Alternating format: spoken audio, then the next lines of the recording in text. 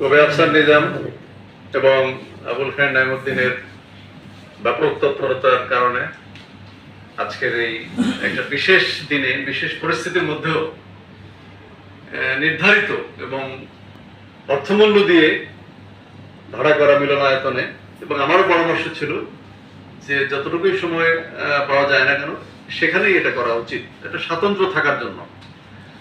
কিন্তু সেটা চিন্তাটা না করে, যেটা ব্যানারেও ভুল রয়ে গেছে আমাদের, কিন্তু শেষ অবধি এটা হয়েছে, এটাই বড় কথা, যে একটা স্বাতন্ত্র্য থাকলো। ভাঙা গড়া জীবন, মৃত্যু, উত্থান পতন, হোঁচট খাওয়া, এগুলো আমাদের জীবনের প্রতিদিনের অংশ, তাই না? সেগুলো থাকবেই।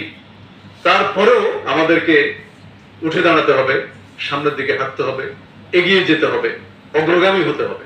আমাদের প্রিয় ভাই কবি আসাদ বিন হাফিজ ইন্তেকাল করেছেন, তার স্মরণের একটা অনুষ্ঠান আজকে চলছে, বা আমরা অনেকেই ছিলাম। কিন্তু আমাদের পরামর্শ কি থাকে তার পরিবারের প্রতি? যে মনকে শক্ত করুন, তাই না? আল্লাহর উপরে ভরসা করে মনকে শক্ত রাখুন, শক্ত করুন আপনার পরিবারের শিশু এবং পরবর্তী প্রজন্মের জন্য আপনাকে শক্ত থাকতে হবে। এই পরামর্শ কিন্তু আমরা দিই। তাহলে তখন সে কারণেই আমাদেরকেও শক্ত হতে হয়েছে যে আমরা এই প্রোগ্রামটাও আমরা ওখানেও পরিপূর্ণভাবে আমরা অংশগ্রহণ করে আমাদের নির্ধারিত জায়গায় এবং নির্ধারিত সময়ে আমরা করব। আলহামদুলিল্লাহ অনেক উপস্থিতি কিন্তু কম হয়নি। এই এই এই এই মর্ম কথা এটাই যে আমাদেরকে ঘরে বসে থাকলে চলবে না, কিংবা বসে পড়লে চলবে না। আমাদেরকে হোঁচট খাওয়া মানেই পতন না, হোঁচট খেতে হবে, আবার উঠে দাঁড়ানোর চেষ্টা করতে হবে। এটাই হচ্ছে জীবন, এটাই জীবন। তো আমরা সেটার প্রমাণ আজকে দিয়েছি।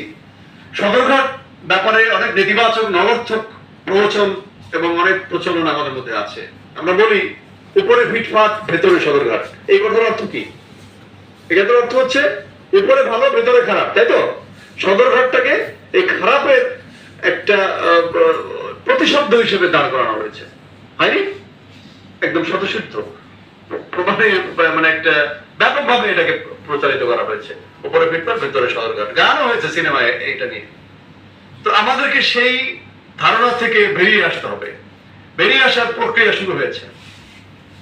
বাংলা বাজার সাহিত্য সংসদ সদরঘাট নামকরণ দিয়ে সাহস বুকে নিয়ে, সদরঘাট হেলাফেলা কিছু না। এই যে এখানে দীর্ঘকালের প্রকাশক আমির প্রকাশনের মালিক এখানে বসে আছে, যে আরেকজন প্রকাশক, এখানে অনেক প্রকাশক এখানে আছে। প্রকাশক ছাড়া কিন্তু লেখক অচল, তাই না? আবার লেখক ছাড়া প্রকাশক অচল। এই যে পারস্পরিক সহমর্মিতা, সহযোগিতা, এই মেলবন্ধন, এটাতে যখনই ঘাটতি পড়ে তখনই নানা ধরনের সমস্যা দেখা দেয়। এই লেখক ওই প্রকাশকের বিরুদ্ধে বলছে, ওই প্রকাশক এই লেখকের বিরুদ্ধে বলছে। তা আমাদের যেটা দরকার সেটা হচ্ছে সুষ্ঠু সমন্বয়, একটা ব্যালেন্স ডায়েট। আমাদেরকে সুষম খাদ্য আমাদেরকে তৈরি করতে হবে। সেটা হচ্ছে এই সদরঘাট, এই বাংলা বাজার।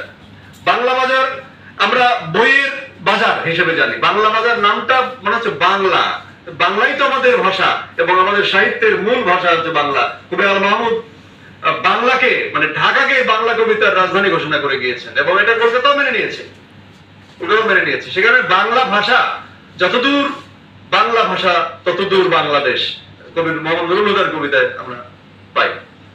অর্থাৎ বাংলা বাজার মানে বইয়ের বাজার, বইয়ের বাজার মানে সাহিত্যিকদের বাজার, বইয়ের বাজার মানে কবিতার বাজার, এবং বইয়ের বাজার মানে কবিদের বাজার। এই বাজার কিন্তু খারাপ অর্থে নিলে হবে না। আমরা হাদিসে পাই যে খারাপ এবং ভালো জায়গা, মসজিদ হচ্ছে ভালো জায়গা, খারাপ হচ্ছে বাজার। এটা বাজার হচ্ছে একটা বিশৃঙ্খলা, একটা দুর্গন্ধ, একটা ব্যাপক একটা হ্রাসকে বোঝানো হয়েছে। সে কারণে আমরা বাজারটাকে একটা ভালো বাজার হিসেবে দেখতে চাই। সদরঘাট যেন সেই দায়িত্ব, জানি না অনেক কঠিন কাজ, আমরা সবাই সহযোগিতা করার কথা বলি কিন্তু পারি না বা করি না। কিন্তু যারা কাজ করে সহযোগিতা ছাড়াও কাজ করে যায়, যেটা আফসার নিজাম এবং তাসলিম মাহমুদ এবং টুটুল।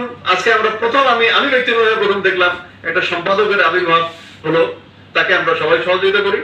এই বাংলা বাজার সাহিত্য সংসদের মুখপত্র হিসেবে সদরঘাট এগিয়ে যাক, এবং এই যে অসাধারণ, অনন্য সাধারণ যে নামকরণ, খুবই সাধারণ। সদরঘাট অতি পরিচিত শব্দ এবং অতি নগার্থক ভাবে পরিচিত শব্দ। সেটাকে সাহস করে যে একটা পত্রিকার নামকরণ করে সামনের দিকে নিয়ে এসছেন, এই সাহসিকতার জন্য আমি এই টিমকে ধন্যবাদ জানাই। আপনাদের সবাইকে ধন্যবাদ। আমার একটা বিশেষ তাড়া আছে, মিরপুরের দিকে যেতে হবে, সেখানে আমার বাসায় না, অন্য একটা জায়গায় আমাকে যেতে হবে, সেখানে ট্রেন ধরবো, ইনশাল্লাহ আপনাদের সাথে থাকবো এভাবে। এখন মোড়কটা যদি দেখতে পেতাম বা পাই, তাহলে সেই আনন্দ নিয়ে আমি ফিরতে পারবো। অনেক অনেক ধন্যবাদ আপনাদের সবাইকে।